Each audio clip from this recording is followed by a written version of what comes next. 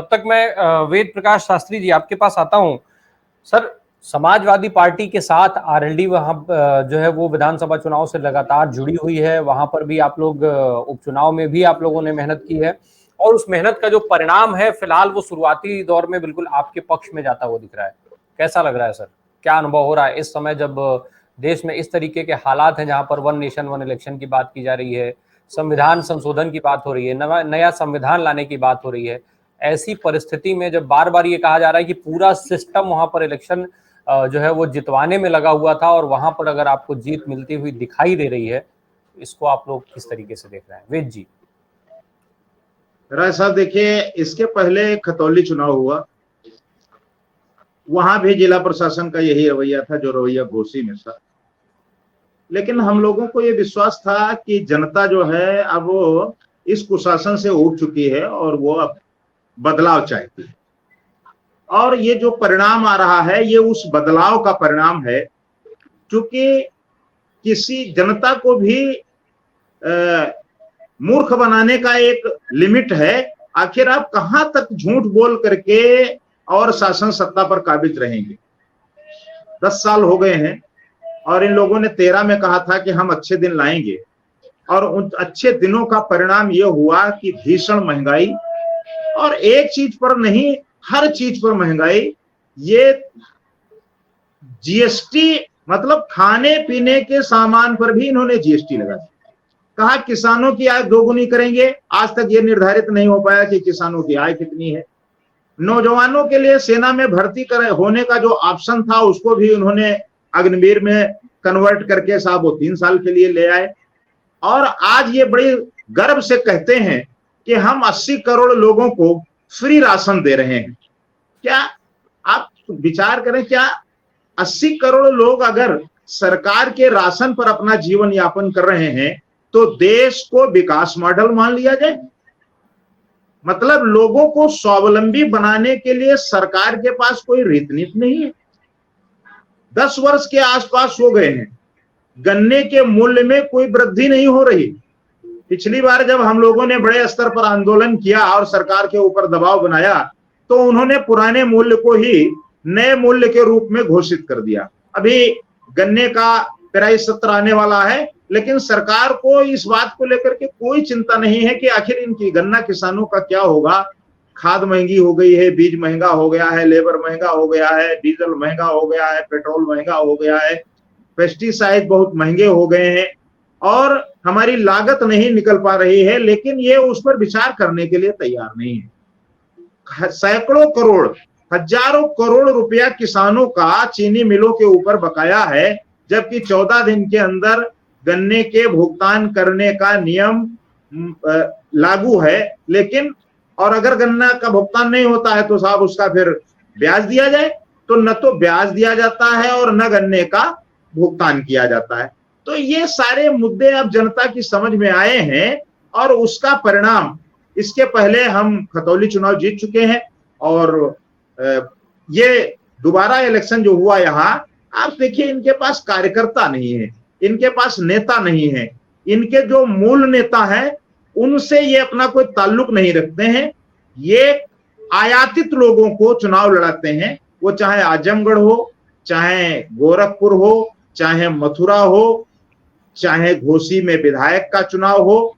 तो इस तरीके से अब जनता समझ चुकी है कि अब काम चलने वाला नहीं है और अब जनता बदलाव चाहती है राज साहब, इसलिए ये इस तरीके का परिणाम आ रहा है और ऐसी हमें उम्मीद भी थी, ऐसी हमें आशा। वेद प्रकाश शास्त्री जी, जब साल 2022 में जब चुनाव हो रहे थे उत्तर प्रदेश के विधानसभा के, तो आप जो जिस गठबंधन में थे उसी का हिस्सा ओपी राजभर भी थे। ताल ठोक करके कह रहे थे कि अखिलेश यादव को हम मुख्यमंत्री बनवाने के लिए आए हैं और योगी को जो है वो मंदिर के मठ में भेज करके मानेंगे। अब वो इसके विपरीत बताने लगे कि अखिलेश को हम सफाई भेज देंगे और फलाना ढिमका। वो सब ठीक है। सर, मैं पूछना ये चाहता हूं कि मुख्तार अंसारी का जो परिवार है, क्योंकि उनके जो बेटे हैं वो ओपी राजभर के पार्टी से ही विधायक बने, आप उस चुनाव का हिस्सा रहे, आप उस गठबंधन का हिस्सा रहे, क्या ये एक बड़ी वजह है जिसकी वजह से योगी आदित्यनाथ ओपी राजभर को स्वीकार नहीं करना चाह रहे हैं या स्वीकार नहीं कर पा रहे हैं?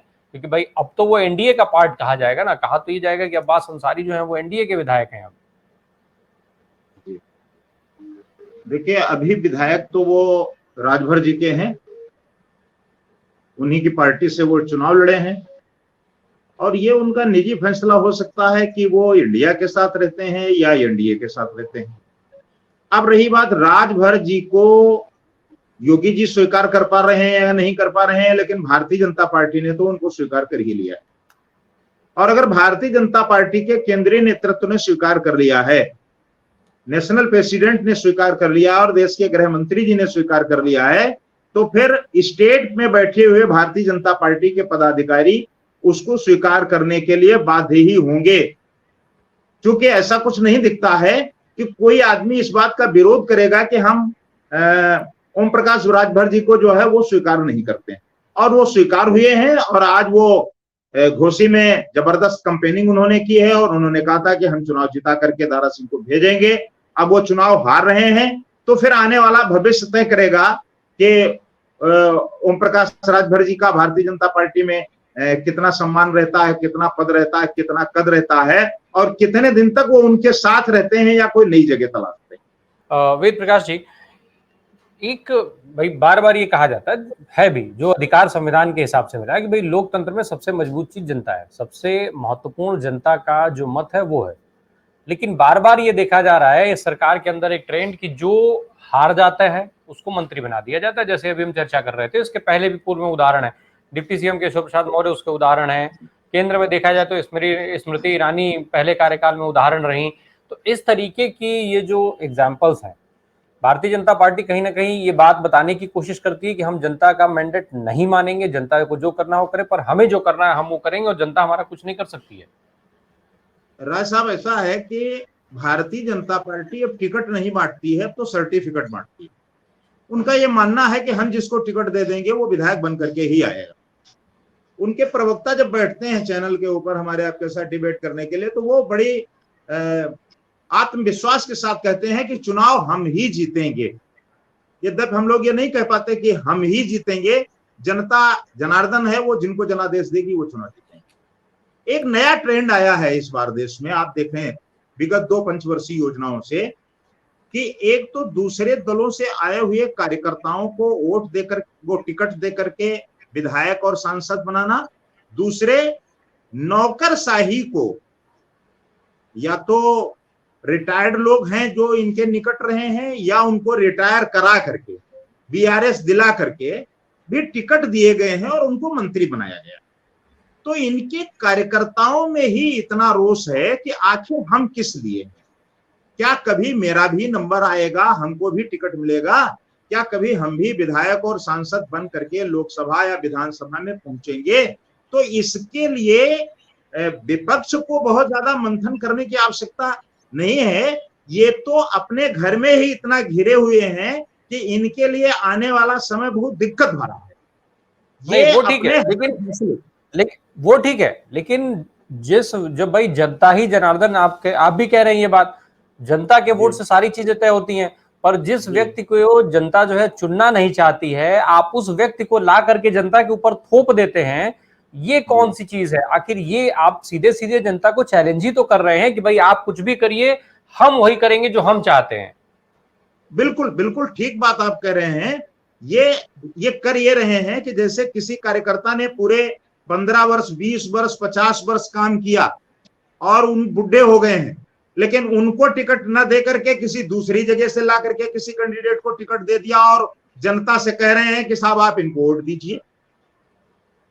तो ये जनता के भावनाओं का सम्मान करने की बात नहीं, जनता के ऊपर ये जबरदस्त अपना अधिकार थोपने का जो प्रयास कर रहे हैं, इससे इस तरीके की विकृति पैदा हो रही है कि प्रत्याशी लोकल प्रत्याशी नहीं है, बाहर के लोगों को ला करके, वो रवि किशन को ला करके गोरखपुर में चुनाव लड़ा दिया, हेमा मालिनी को ला करके मथुरा में चुनाव लड़ा दिया, निरहुआ को ला करके आजमगढ़ में चुनाव लड़ा दिया।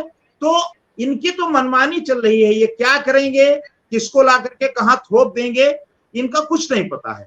लेकिन अभी तक हम लोगों का ये रहा है कि हम स्थानीय अपने कार्यकर्ता को ही टिकट देते हैं और उसी के साथ हम जनता का विश्वास जीतने का प्रयास करते हैं, ऐसा हमारा मानना है। वेद जी, जिस तरीके से क्योंकि भाई जयंत भी जयंत समाजवादी पार्टी के साथ हैं, एक लगातार चर्चा चल रही थी कि जयंत कभी भी भारतीय जनता पार्टी के साथ जा सकते हैं। क्या अब इस उपचुनाव में भारतीय जनता पार्टी की जो परिणाम है फिलहाल जो भी घोषित होगा, उसके बाद इस चर्चा पे कुछ विराम लगेगा कि जयंत जहां हैं वहां बने रहेंगे और पूरी मजबूती के साथ बने रहेंगे, जिस तरीके से वो लगातार बने आ रहे हैं इलेक्शंस को लेकर के, फिर राज्यसभा से लेकर के और सारी चीजें। दूसरा इसके साथ सवाल में एक और छोटा सा और जोड़ दूं कि क्या अब ये माना जाए कि इंडिया यानी विपक्षी दलों का जो गठबंधन है INDIA, उसने 2024 के मद्देनजर कम से कम उत्तर प्रदेश के लिहाज से जीत की तरफ अपना पहला कदम मजबूती के साथ बढ़ाया है और ये जो शुरुआत है उसको और मजबूत करने का काम होगा? वेद जी। पहली बात तो मैं ऐसा बात को बता दूं कि इस बात को माननीय चौधरी जयंत सिंह जी स्पष्ट कर चुके हैं कि हम जहां हैं वहीं हैं।